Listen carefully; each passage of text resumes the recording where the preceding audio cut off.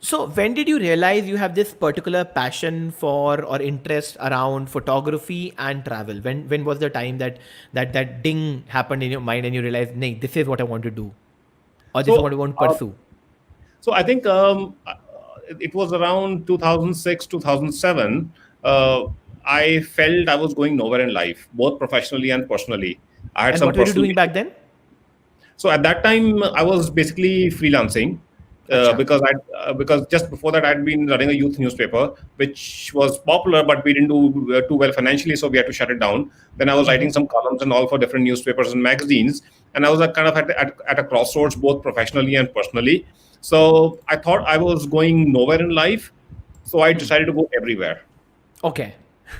So I All said, right. okay, like now I want to travel. I've always been keen on travel, but Uh-huh. I'd always traveled as a tourist. But I said, let me do it more immersively now, and that's when I said, okay, let me do travel. And then I wanted to focus on traveling within India because I wanted to discover my own country for myself, and whatever I discovered, I wanted to show it not just to foreigners, but even to Indians. And that's what I realized that most of us, even as Indians, don't know our own country. And that's also actually how the brand Kunzum also came about, because when I embarked on my first journey as a self-appointed travel writer, I went to this region called Lahal Spiti in Himachal, and there I discovered this high altitude pass called Kunzum, and I decided to come back and call my blog Kunzum.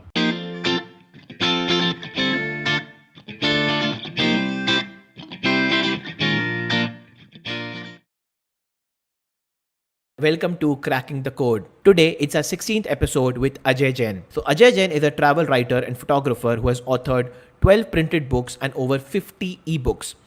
His most notable book is Indians, a coffee table book featuring black and white portraits shots across India over 10 years. He is India's foremost influencer in this space, and not just digitally, but in the offline world too. Ajay also owns the popular Kunzum Cafe in New Delhi, a real-world social networking hub for travelers and creative folks.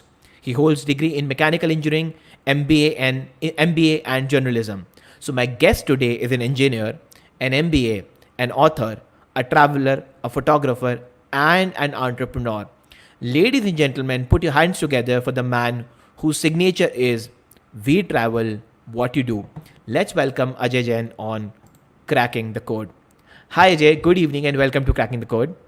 It's great to be here, and great to be in the company of friends who love travel. So one can keep talking endlessly about it. Before we jump into the conversation, let me first ask you a very general question. So, one, how do you manage to do all these things simultaneously?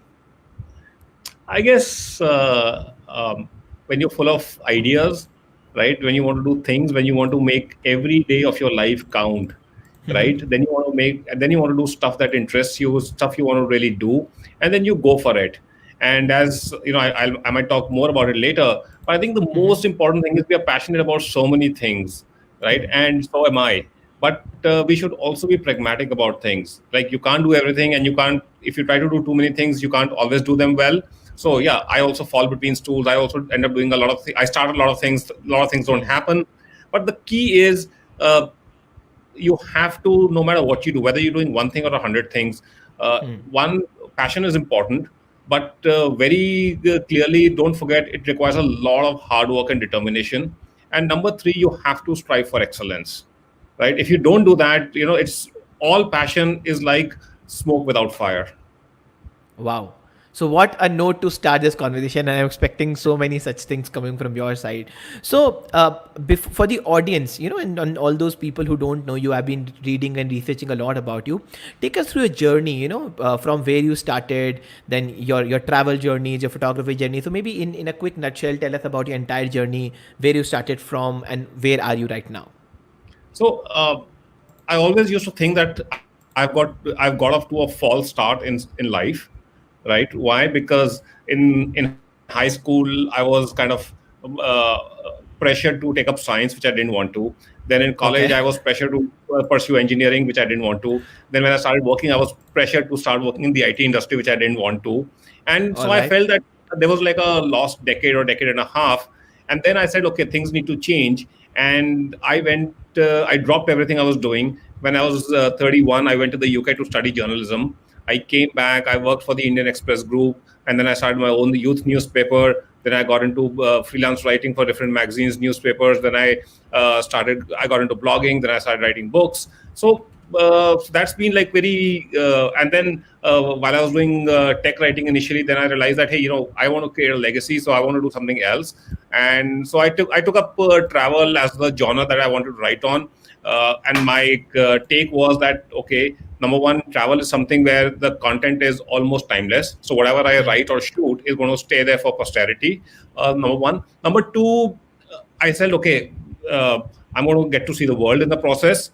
And when people ask me, how will you make money? Will you succeed? Will you not succeed? I said, look, if I succeed by the norms of the world and I make money, great. But even if I don't, I would have at least seen the world in the process, right? So, but going back to where I started, when I said that, okay, I thought I'd got off to a false start, but I realized that experience was also invaluable. Whether I did engineering, whether I got into IT, so my life has exposed me to many different industries, different kinds of people, different kinds of environments, and I think they've all helped shape me to what I am today. Absolutely, absolutely. So I think I just want to kind of understand from you, and because now after with such a diverse experience, you're speaking.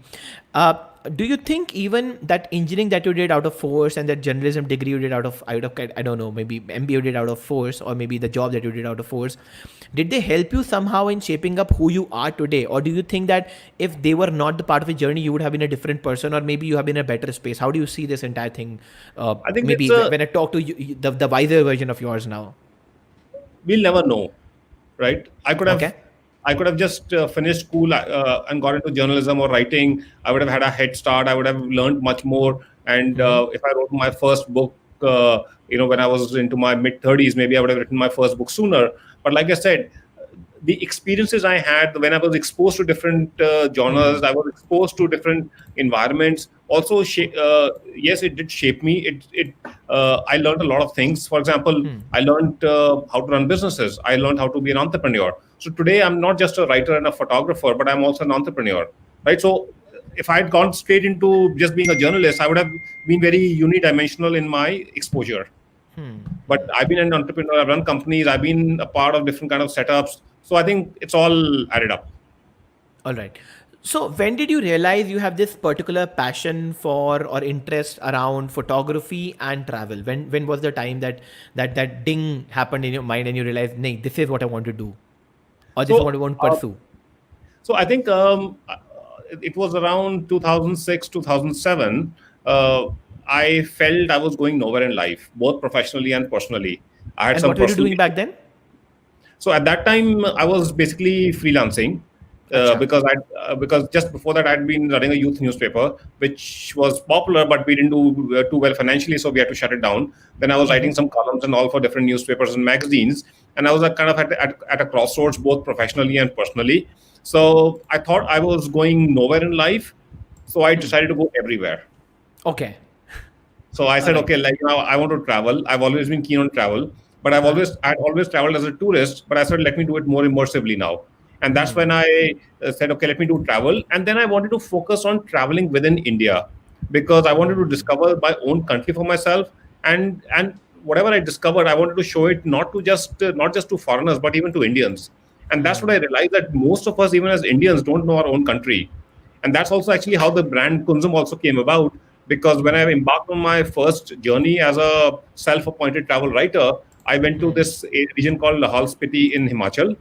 And there I discovered this high altitude pass called Kunzum. And I decided to come back and call my blog Kunzum. This journey around Kunzum and your everything which rotates around Kunzum is a very interesting story. So what inspired you? Was it the recall factor of the first journey, or what's the reason of that this Kunzum name is so close to your heart? That whether it's your website, it's your travel, it's your blog, everything, your cafe, everything is called Kunzum. Why is it so? So again, going back to my exposure of my different exposures, I got, because in my earlier jobs, I got exposed since I was part of the marketing teams. I got exposed to advertising, marketing, how brands are built and stuff like that. And that's when I said, okay, if I'm starting my own blog, I don't want to just call it ajaytravels.com or something like that. Let's have a nice, Alright. catchy name. And so when I discovered this space called Kunzum, I said, that's a lovely name. Kunzum.com as a domain was available at that time. It was a short Fantastic. name. It was a short name, easy to pronounce. Anybody, anywhere in the world can get the pronunciation right. It would be a conversation starter because nobody would have heard this name. So I called my blog Kunzum, but my motivation to be a travel writer was not to be as a blogger, but as an author. At that time, I'd been inspired by authors like Bill Bryson and all. I wanted to write books like them. That's another matter that I ended up writing books in my own style. But the initial inspiration was pioneers in travel and travel writing. And so I thought, okay, let me start my blog called Kunzum. And then somewhere along the line, I put up a few exhibits of my photography, and they were received quite well. And I wanted to have a permanent gallery of my own. So I picked up this space in Hoskas Village, and I ran it as a gallery for a year. And since the brand Kunzum was already there, I called it the Kunzum Gallery. And then, unfortunately, the sales were not so great. And I said, like, what do we do? And then I realized that when you advertise or when you put up shows in public places like India Habitat Center, there's a natural footfall, which is, when the people are passing by, they see your work and they pick it up. So I said, okay, let's do something. So we said, okay, let's add a cafe component. But I didn't want to be in the food and beverages business. I still am not in the food and beverages business. So we said, okay, let's serve only tea and coffee and cookies. Let people come, let them hang around. Let them read books, let them have conversations, let them use free Wi-Fi, and they can have coffee. And when they're sitting around here, they'll see my books, they'll see my photography, and maybe they'll buy it. And we said, okay, let's not have any entry barriers or exit barriers. In the spirit of travel, we say, okay, anyone can come in, anyone can go out whenever they want. We use the word bum around. And if you order tea and coffee, please have as many cups as you want. And there's a box by the door, and you can drop whatever money you want. So we had this pay what you like model from day one, and we still have it. I want to take us through a life journey, maybe on a timeline if possible, so that people see that how you as a person evolved, both from the knowledge, exposure and finance point of view. Because personal finance stability, finance for business, all of these things are very important, and we have to, literally realize that bas passion follow karunga is not what you see in movies. You have to be a little bit practical as well. So I want you to give that entire detailed journey, number one. And number two, of course, then I want you to also help people understand the importance of a business model, the importance of innovative business models, and what is pay as you like and pay as you kind of want business model. Before anything else, like I said earlier, passion for the sake of passion means nothing. Right? You have to be good at what you're doing. And like you yourself said, you have to be practical about things. You have to be real about things. And no matter what you're doing in life, right? You could be an HR manager. You could be a painter like MF Hussain. You could be a writer. No matter what you are, very importantly, you have to have, a marketing person inside you. Even when you go for a job interview, right? You're marketing yourself. Right? Even whether it was a Pablo Picasso, whether it was a MF Hussain, whether it was any author, even if the book is being published by a Penguin, right? The marketeer is still the creator. Right. And don't because you can't just goof off, because you can't say, okay, I'm dropping everything and then I'm going to be a travel photographer, right? So are you good at photography to start with, right? Very, very importantly, you have to become great at photography. Because there's a huge competition in whatever you do. There's no such thing as no competition. Right? And there's like a surfeit of photography out there. There's like so much good photography happening. Right? You go online right now, you'll see the best of images. So why should you get a job, or why should somebody pay you for your photographs? Right? How are you going to stand out? So then so one is first you are technically good as a photographer. And then as an artist, you have to be good. And then you have to create something that the market is willing to pay for. And then you have to go and market yourself to that market. Wow. Right? So you have to do all of those things. Right? Or if you're doing something for the sake of passion, then you do something else and pay for that passion through that something else. Like, so for example, a friend of mine, he quit everything. He quit his software job. Whatever savings he had, he picked up a bike and he started biking around doing photography. And then he went bankrupt. So what does he do now? So he became a wedding photographer. So during the wedding season, he earns money through weddings. And then in the off season, he picks up his bike and he goes all over the world, exploring the world, doing his photography, doing his blogging, whatever he wants. But the bills are paid for by the wedding photography. So you have to take a call like that. In my case also, if you talk about timelines, right? So, Hmm. okay, did schooling, did engineering 4 years. Then while I was doing MBA, I had already started working. I worked in the IT industry for 5 years. Then I became a full-time entrepreneur within IT industry. Then I became a sports. I got into sports management. So I interacted with some of the top brands and sports persons in the world. I learned a lot from there. And then, like I said earlier, then I went to the UK to study journalism, and then one thing followed another, right? But throughout, right, like I said, even if you are pursuing journalism, right, if you don't excel in your class, if you don't aim to be tops of your class, you could be sitting in the best institute in the world. It doesn't matter, right? You could go to IIT, but if you aren't excelling at IIT, just because you're an IIT, and doesn't mean all doors will open to you. Even after doors open, you can't take your foot off the pedal, right? As an IIT and as an IM, as a Harvard graduate, right? You might be first in the door, but inside there's more competition. There are more people like you. There are better people like you, right? And then, so the again, the key is always stay humble. Always tell yourself, I know a fair amount, but I need to learn more.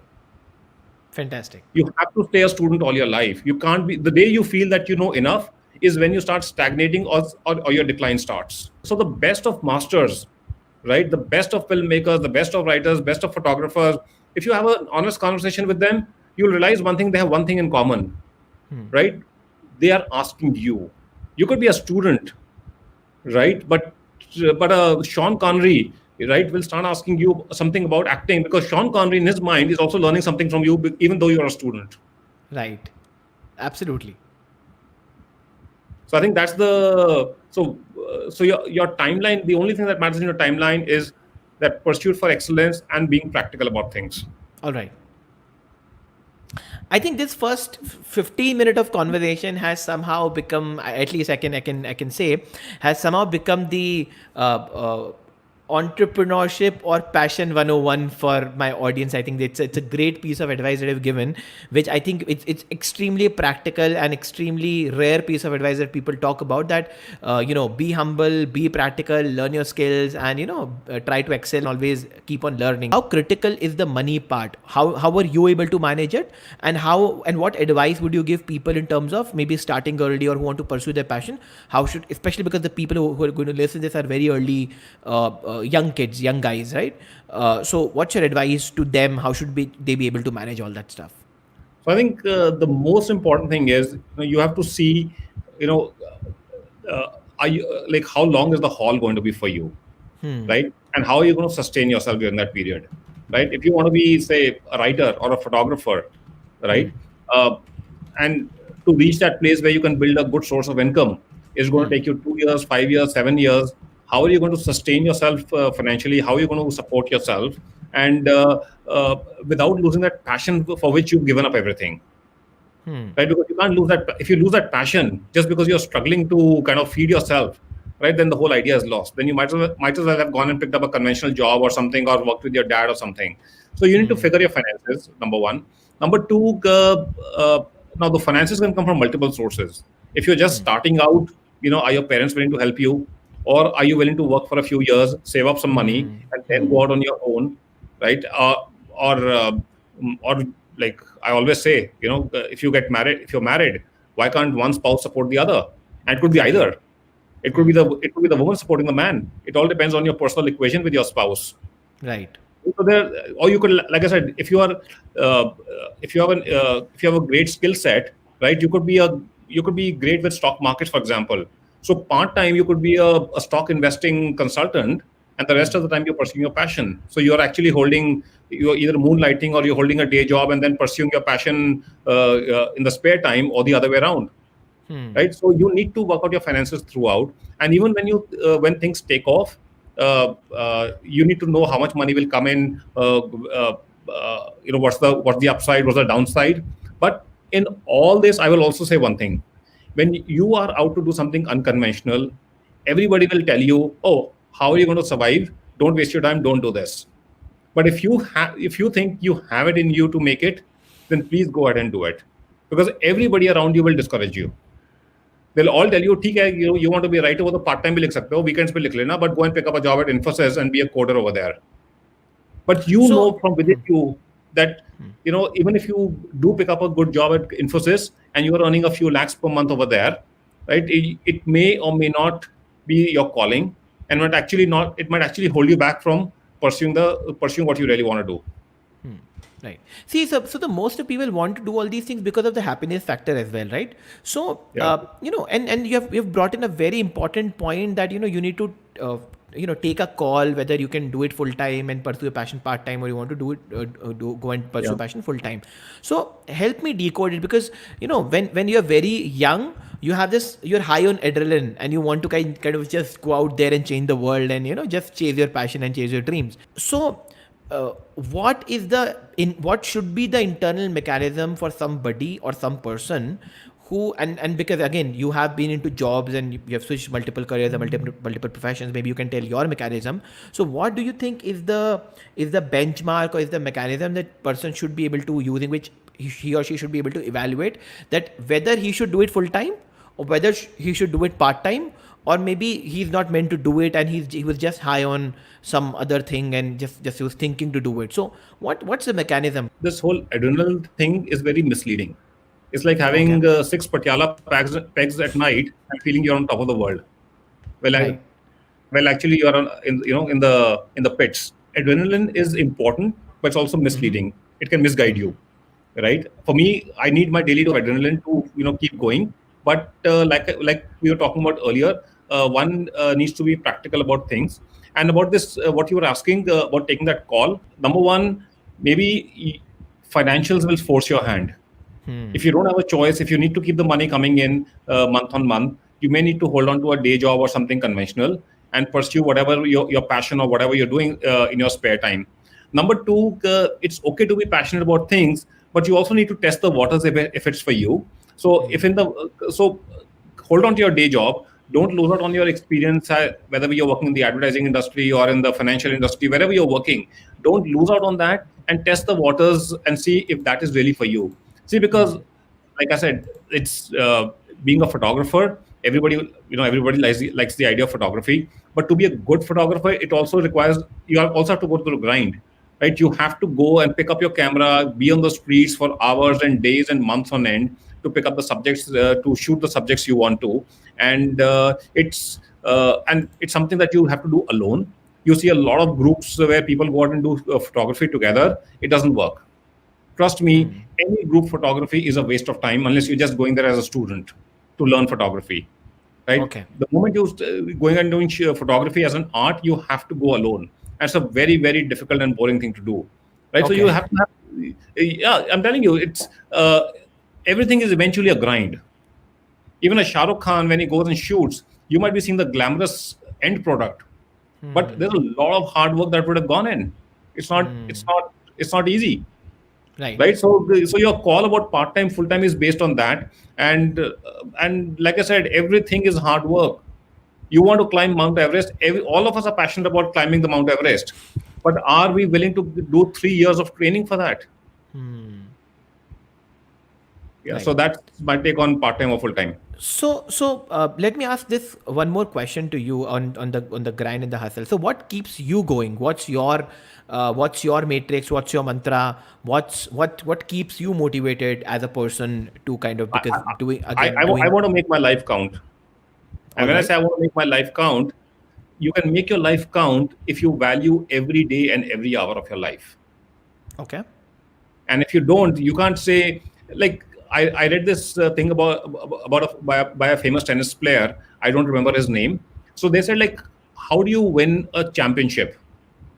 He says, you don't win a championship by looking at the trophy, by thinking of the trophy. You don't think of the championship by thinking of winning the match or the set or the game. The only way to win the championship is to make sure you get the next shot across the net correctly. Wow. Okay. Right? So if you want to make your life count, it will not happen overnight. You have to value every hour of yours and ask yourself, what is it that I'm doing that will make my life more fulfilling? And that will make me happy from within, make me satisfied from within. And then you have to do that. And I will again repeat for the umpteenth time, like, just being passionate about something is not enough. You have to be willing to put in the hard work behind it. I want you to give us a couple of tips, tricks, and advice, or maybe skill sets that passionate photographers need to learn. First thing you need to do to be a good photographer is to pick up the cheapest camera possible, All even if right. you are, even if you drive a BMW, Okay. because good equipment doesn't make good photographers. Good equipment helps good photographers, but it doesn't make you a good photographer.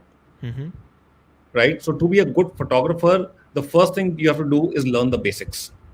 Okay. And you learn the basics by not just attending a classroom, but going out there and doing it. Okay. Right? I've conducted a lot of photography workshops, and I tell everyone whatever I teach you in the class is only 20% of what you need to know. 80% is going out there and shooting, like critiquing yourself, being open to feedback, learning from the feedback, and then going through it again and again and again Right. till you improve, right? And then while you can try and emulate the masters by shooting the same photograph that a Raghurai might have shot, right? But you have to develop your own language. You have to develop your own art. You have to develop your own style to stand out. Okay. Raghurai didn't become Raghurai by shooting like somebody else. He may have learned and been inspired by somebody else, right? But he developed his own language, his own style, and that's why he's a Raghurai. So how do you learn that language? How do you develop that style? What's the process? Also deconstruct that, please. So again, the process is to open your mind, and you, like I said, you have to say, okay, how am I doing things different?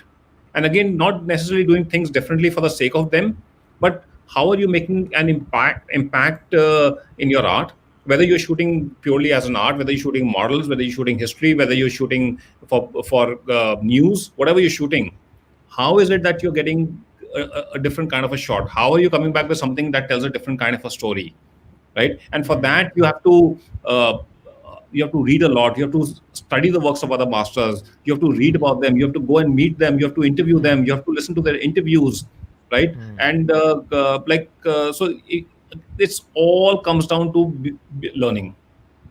You will not become a good photographer by just saying, okay, I understand how the camera works and I'm going to be a good photographer. No, you have to develop your senses. You have to develop your art. And for that, you need to look around the world. You have to appreciate the world, right? For example, I'd gone to I address a lot of student groups. So I'd gone to a media school, and there were these young people sitting there, and one of them sitting on the front row asked me, how do I become a famous blogger? Okay. Right? I said, to become a famous blogger, you have to be a blogger first. To be a blogger first, you have to understand the art of storytelling. And to understand the art of storytelling, you have to read stories. And then parallelly, you have to develop your skills as a writer. And if you're using the visual medium, you have to learn the art of photography and videos. I said, so which news website do you read? He says, where do you get your news from? He says, I don't read the news. I said, what are you doing at journalism school? Oh. So you want to be a travel blogger. How many blogs have you read? How many good blogs have you read? How many travel books have you read? How many masters have you listened to? Right? So if you don't go through all that, you will not excel no matter what you're doing. So Right? go ahead. No, sorry, go ahead. No, so I'm just saying basically what you mean to say is that people perceive photography, and like, I'm sticking to the photography part, as Yeah. just picking a camera and clicking a picture in. That's only like 5% of the entire game, and rest what happens behind the scenes, 95% is what enables you to click that one piece Absolutely. of Absolutely. thing that you see. Okay. And photography is hard work. Trust me. If you want to get that landscape in Kashmir at the crack of dawn, you have to get up at 3 o'clock. You have to book your shikara. You have to go out on the Dal Lake. Make sure you're there at the right time at the right place, which means that the night before you can't be guzzling beer till 1 o'clock, Absolutely. right? And before Absolutely. that, before you go out and shoot, you have to do your research. You have to understand the subject. You have to understand how the landscapes pan out in Kashmir. You have to understand what time of the year, what kind of sunlight you get, what kind of snow you get, what kind of the clouds you get, what kind of skies you get. So you have to do all that research. You can't just land up in Kashmir one day and say, I'm going to get a great shot of the sun rising behind the snow peaks when the sun may not even rise behind the snow peaks in Kashmir. But the problem is, whenever somebody calls me for a talk like this, I often scare people away. But this is a real thing. No, absolutely. So the So idea is to tell. No, yeah, go ahead. So I'd gone to again, these are very unfortunate episodes in my life. So I'd gone Uh-huh. to an all girls college in Delhi, and I was invited by the Film and Photography Society to give a talk. Uh-huh. So when I was sitting there were these like very eager 15, 20 girls sitting there and listening to me. So I asked each of them, okay, so what's the last shoot that you did, to tell me about it? And of all the 15, 20 girls, not even one of them remembered what that shot last. I said, look, if you are a photographic society and if you aren't going out there and shooting, right, then one, Hmm. why are you a part of the photography society? Number two, why have you called me?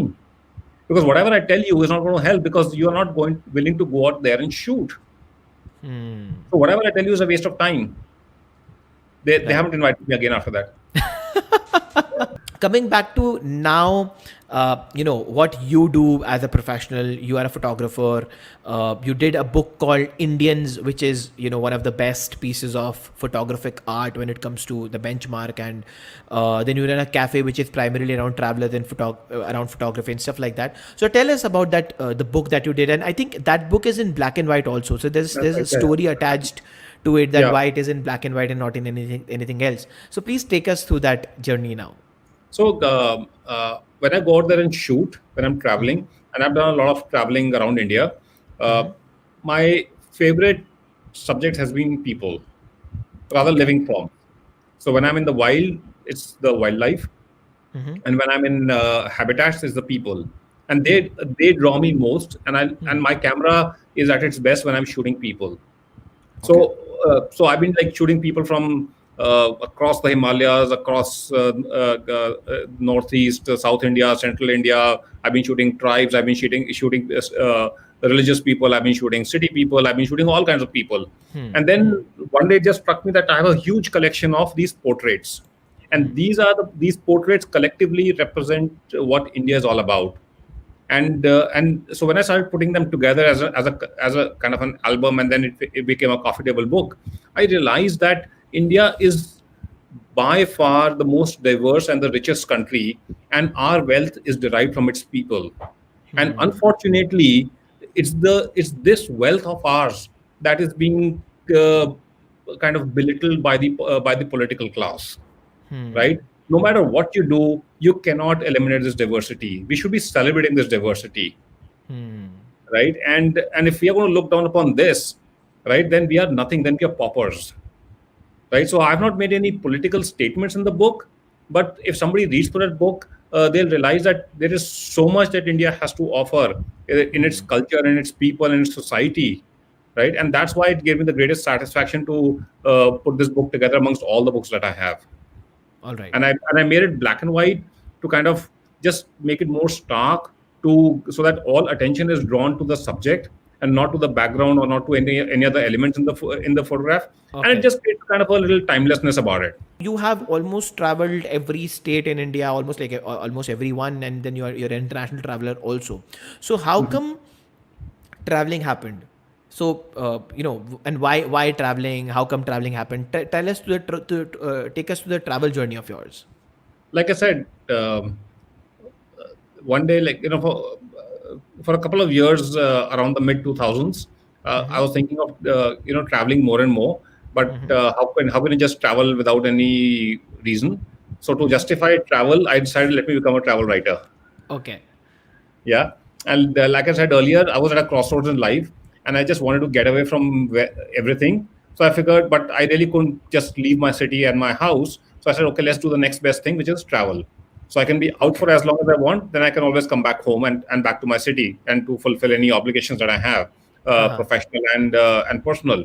So yeah, so and I just, with every passing day, I just started loving travel more and more, because every journey became a journey of discovery, of not just uh, uh, not just as a tourist, but you realize that this world is such a fantastic place. It's such a diverse place. It's such a beautiful place, but it's also such a delicate place, right? It's only when you travel do you realize that our natural habitat, our culture, our people, our wildlife, our history, there is so much that we have. There is so much heritage that we have, and all the more reason why we all should collectively work towards preserving it.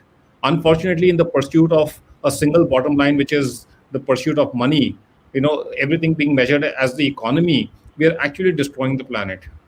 There's going to be nothing left very soon. I can tell you that. And only when you travel, then you realize that this is a world we need to preserve. So I So just kept also, getting more and more into it. Yeah. so also how travel changes you as a person, right? Because I think a lot of connection of exposure is with who you are as a person. So how have you seen how have you seen travel impacted you as a person? How it has changed and transformed you as a person? I think it changes your perspective. It changes your priorities. Right? Suddenly, all of us, without exception, are conditioned right from our childhood. Do well in studies, pick up a job, make money, get married, have kids, look after your family, blah blah. Right? So it's the same thing that everyone goes through. But only when you start traveling and you realize that true wealth does not reside in Ambience Mall where you go and pick up a Gucci bag or something. Right. Right? The true wealth lies in your experiences. The true happiness lies being out there. And then you come back and you don't fret whether you're driving a Scorpio or whether you're driving a Mercedes, right? Because if you want an SUV, you are happy with any decent SUV. You don't lose sleep over that, right? You don't get drawn into petty fights. You don't get drawn into things that eventually don't matter in life. At the end of the day, what matters? It's what makes you happy. And material possessions and all the bickering and all the politics in families and all the politics in office will not make you happier. So whenever I would get stressed in life, I would start thinking about my upcoming journey, and it would have an immediate calming effect on me, as if I've gone into meditation.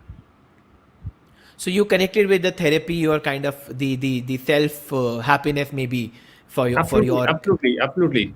Because you realize that, yeah. See, again, I'm not saying become a total jhola wala, right? But what I'm saying is draw a line.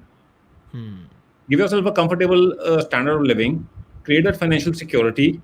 But beyond that, there's if your lifestyle is not going to change, why do you want to just keep pursuing money? There's so much more out there. Right.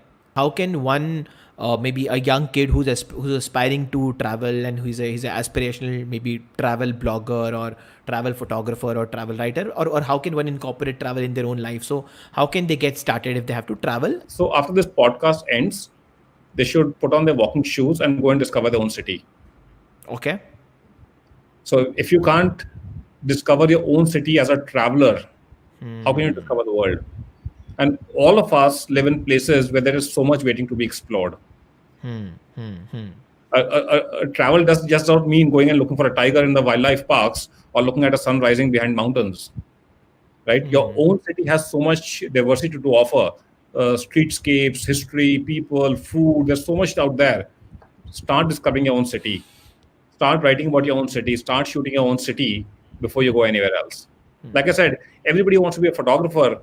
Before even learning the basics of aperture and shutter speed, they want to invest in a 10 lakh rupee camera. If you want to be a travel writer, you can't go. Don't think, how will I go to the Antarctica tomorrow morning? Right? If you're in Delhi, go to Stanley Shop. I think that's a great advice, right? Yeah. So then again, what are the skill sets? Do you need any skill set or do you need a mindset for traveling, or is it like you can just kind of one day think So- of going and you walk out of your house and So start? if you just want to be a traveler, right, the only skill set or traits that you need is to go out there, right, and don't go as a tourist. Don't go with a checkbox. Like go with an open mind. Do your research before you head out. Right, go and interact with people. Listen to their stories. They will direct you to some of the most interesting sights and sounds around. Don't go with any prejudices in your mind. So that's how you travel. Okay. Right? And if you want to be a travel writer or a photographer, then you need to be a good writer. You need to be a good photographer. If you're doing videos, you need to be a good videographer. And the first prerequisite to be a good writer, photographer, or videographer is to hone the art of storytelling, because everything is about storytelling. Right. And once you hone the art of storytelling, then you need the skills for it. If you're writing in English, your English has to be very good. If you're writing in Hindi, your Hindi has to be very good. If you're doing photography, then you need to learn good photography, right? So you need to learn all that, and then Right. kind of bring everything together. Your open-mindedness, the explorer within you, the the storyteller within you, and you have to stay humble, right? You could be 35, you could be 40, you could be 45. If you want to write in English and your English is not very good, go and hire a tutor. There is no shame in hiring an English language tutor to come home and give you some lessons on how to improve your language. Because if you don't, then you're going to write badly. And if you're going to write badly, then nobody's going to read you. And if nobody's going to read you, you're going to become discouraged. And if you become discouraged, you will not be a travel writer. Right. Right. Right? So you have to, and there is, like I said, there is no shame in hiring a tutor, even if you're 50 and learning English at home. You should ask yourself, would you read a blog written in bad English by somebody? Of course not. Then Absolutely. why would others read you? Absolutely, absolutely. Great point. So now I want to come to the current scenario, that's what's happening. So how has this entire travel world and then everything around it, travel photography, events, travel writing, travel business, how has travel business, it's been changed by COVID? How do you see it from the industry point of view, you being a professional? And then what is your advice to young people now thinking of it entering into this space, considering it's such a chaos out there, and nobody is sure what's going to happen and how things are, how the world is operating, because we're really living in uncertain and unprecedented times. So what's your advice, or what do you think as an industry professional in that area?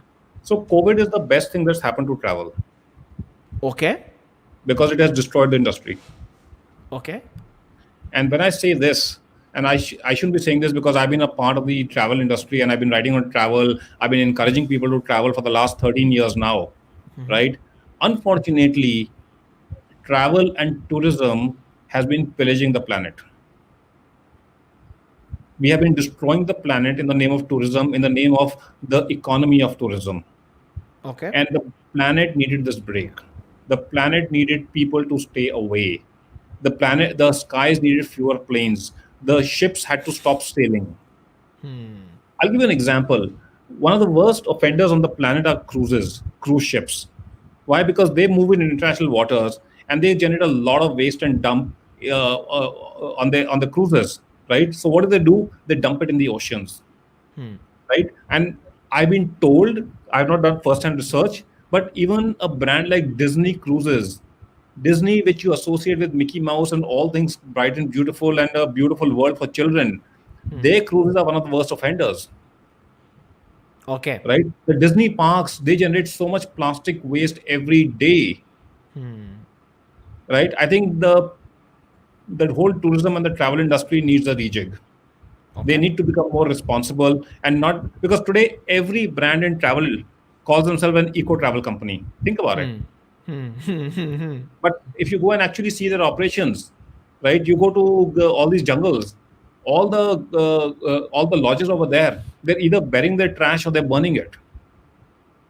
They're destroying the very habitat they're earning from. Okay, this is like a different tangent altogether. But what I'm saying is that the tourism economy is going to take time to recover. So if you are planning to enter this industry now, then have a longer term view in terms of your income possibilities, because there are already so many people out on the streets. Bloggers have nowhere to go, photographers have nowhere to go, planes are not enough planes are flying, right? People are being laid off from travel companies. So this is not the best of time to be in tourism, but it's a great time if you believe that you want to do something for the planet. It's a great time to be a part of the sustainable tourism movement. Okay. Do you think it's a great time to enter if you want to be a great photographer, blogger, travel writer, maybe whatever, travel XYZ, 5 years from now or 7 years from now? Do you think it's a great time to enter? I think it's a great time to go back to school. When I say school, it could be a formal degree in a university. It could be something that you have a private tutor for, or you could join some vocational courses, or you could sign up for some courses, short-term courses, longer-term courses anywhere.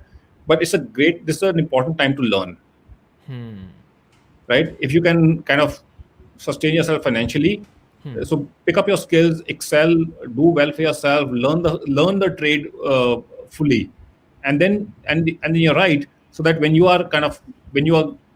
things start looking up, you are prepared. How much money do you need to kind of jump into the travel business? or travel, learn about travel, and then how much money you will eventually be able to make, or what are the ways you can make money, and similar in the photography side. So Deconstruct I it for think, us. yeah. So it need not be two separate things, Mm-hmm. but again, your investment can be, depends on what you want to do. If you're willing to be a backpacker, if you're willing to rough it out, right? You could go, miles and miles for just a few thousand rupees a month, Okay. right? You could hop onto an overnight bus and land up in Dharamshala, and then from there you go backpacking around, you go hitchhiking, you take some local buses, you take some local tempos and all, and you could be just exploring so much out there, right? And we all know how much it'll cost. Like you pay 200 rupees to shack up in a guest house, and maybe 100 rupees or 200 rupees for the food, and maybe a couple of hundred rupees just to kind of move around, right? So that's like your daily expense, right? So, or you might say, okay, no, I need to do something more substantial than that. You could book yourself on a luxury tour. You could go into the wildlife, and wildlife is expensive because of the safari cost and all that stuff. So it all depends what you want to do and what you have an appetite for. Right. But before you do all that, if you're doing it professionally, you need to go back to the basic questions. That why are you doing what you're doing, right? Who are you creating this content for, right? How will you reach out to that audience that you're targeting? Why will they read your or consume your content, whatever form it is, whether it's written or whether it's photography or whether it's videography, whatever it is? Why? Because they have so many choices, right? Why will they consume your content? When they consume your content, how will you monetize that content, right? So you need to ask all these questions before you start off, right? How will you stand out amongst the crowd? And you should know your target audience, right? You can't say, uh, uh, how do I put it? Like you can't have an audience of backpackers, right? And then you go to Four Seasons and tell them to advertise on your website,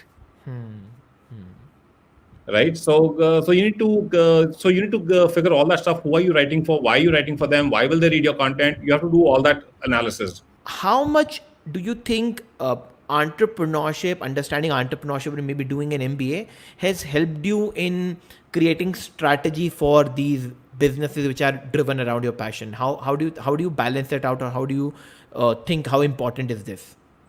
So one thing I learned in MBA were big words, nothing else. Okay. The rest I learned in the field. Okay. So that is why a diversity of experiences is important. Okay. Don't just go headlong into something, even if you want to be like a writer or a photographer, right? But working in a startup, in a grocery startup, right, might help because you might understand the brass tacks of things,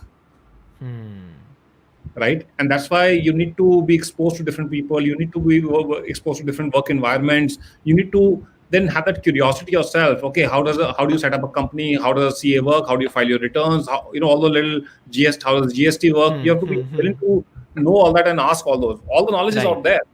The Right. knowledge is out there. You have to be willing to pick it up and imbibe it and practice it. If you can't do that, then please go and pick up a job and just stick to a straight line, and you'll do fine for yourself. All right. So yeah.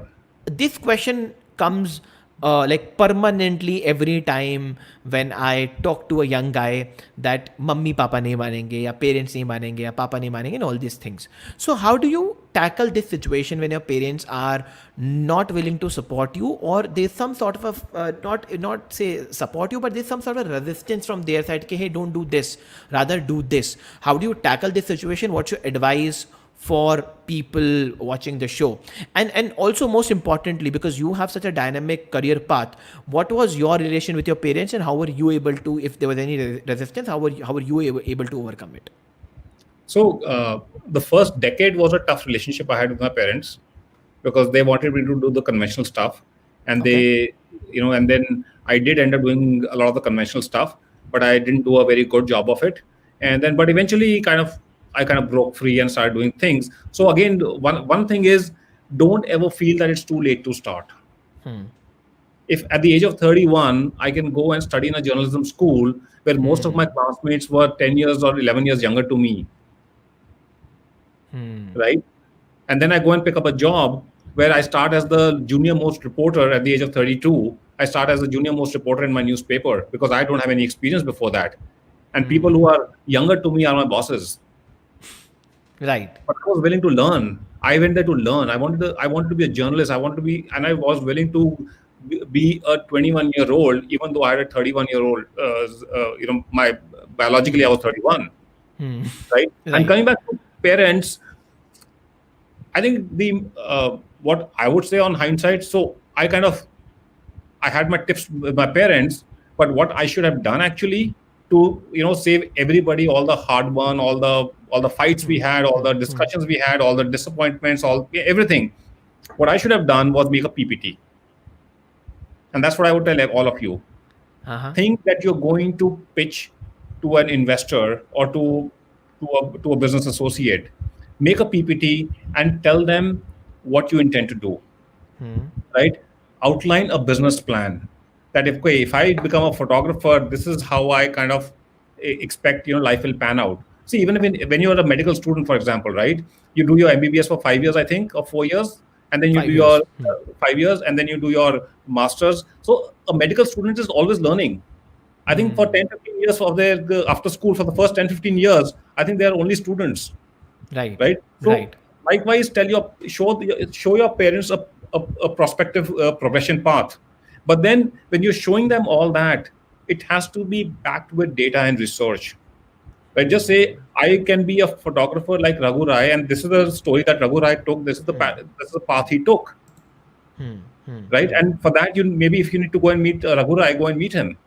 He's a very humble guy. I'm sure he'll grant you an audience, right? And then lastly, extremely importantly, you have to convince them that you will do a good job of it.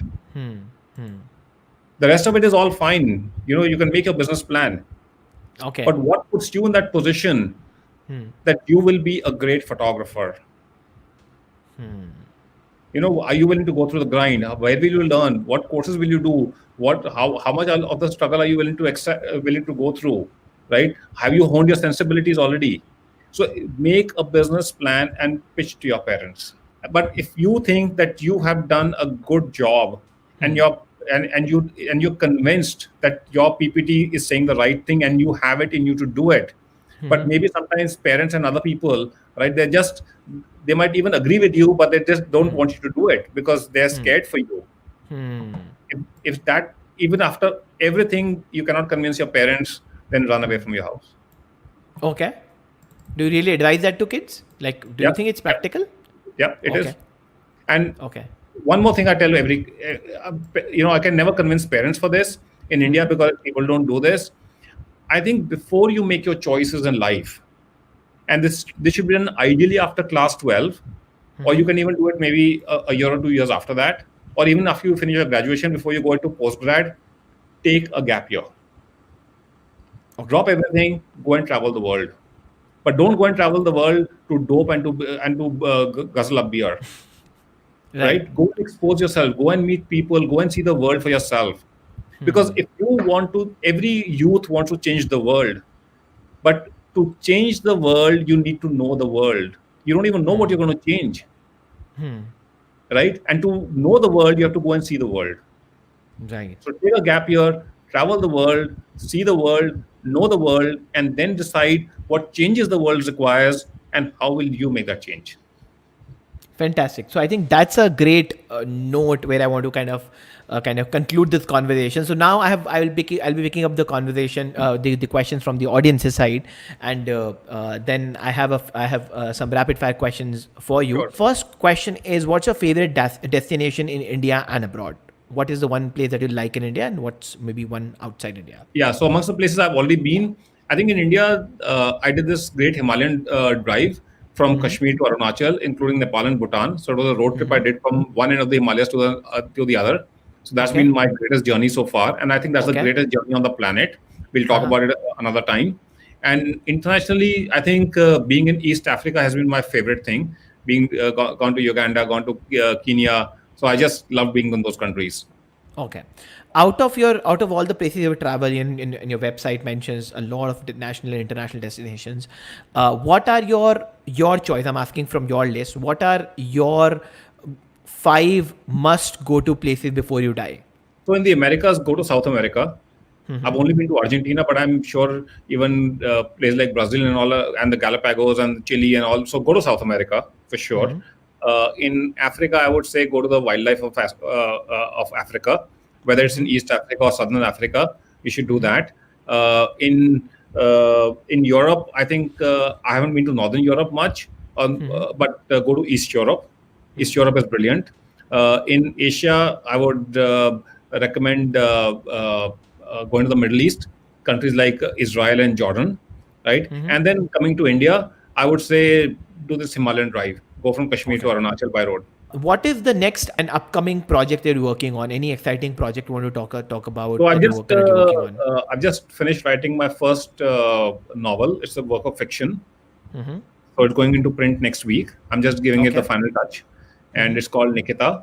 So yeah, so it's so that's what I've been working on during the lockdown.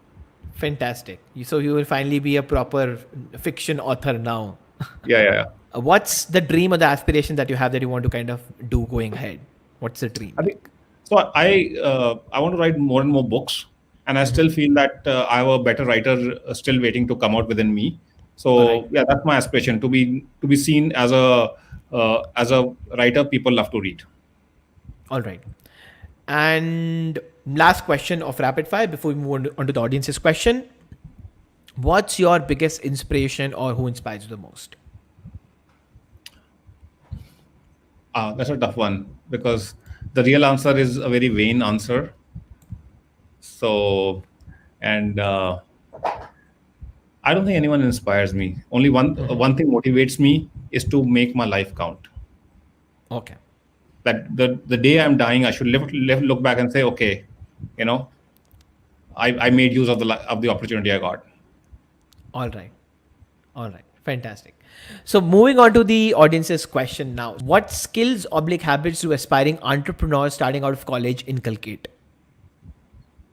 I think, although kind of it depends on what domain you want to be in, but I think you would need to have that that fire in the belly, of course, right? But everything has to be grounded in research, skill development, knowledge. Everything has to be grounded on that. Until you don't imbibe that, don't do anything. Don't even pick up a job.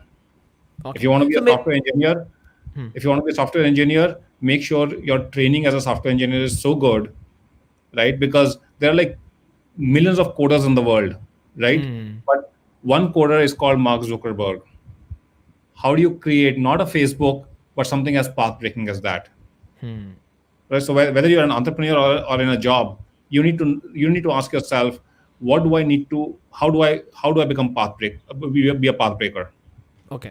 So kind of make it more constructive or make it more pointer wise. Tell me 3 skills or 3 habits as a pointer, 1, 2, 3 that answers Sid's question that and entrepreneurs need, college entrepreneurs especially, or young kids in college thinking to So first, identify the opportunity.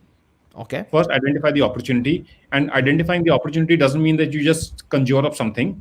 Okay, think of ideas, but then back up each such idea with research. Do your market research, find out what the opportunities are, find out who's doing what is already happening in the market. And again, market research might not always help you, right? Because very often you might have a product or a service which, if you do a market research, people will say we don't want. Right, that's what happened to the iPod. That's what happened to the iPhone. That's what happened to the Macs. That's what Apple's philosophy was. Steve Jobs' philosophy was, right? But again, you can't be totally wacko and come up with absurd stuff which people are not going to use. So you have to kind of strike a balance. Number one. So once you've identified the opportunity, then you need to figure what all do you need to make that opportunity work. Okay. What are the resources you need? How much money do you need? What kind of a team do you need? What kind of partners do you need? What kind of employees do you need? What are the regulations? All that. And number 3, what are the skills that you need to have, and how do you hone them? So I think these are the 3 things that you need to figure to be a good entrepreneur. How long do you think will it take for the travel industry to recover from the impacts of COVID? It's going to take a couple of years. Long distance travel is not coming back for at least a year or 2. Right. And so I written, just when the pandemic started, the first lockdown had happened, I'd written a piece where I did mention that what's going to work is short distance travel, where people can go and travel in their own personal vehicles within a few hours of the cities.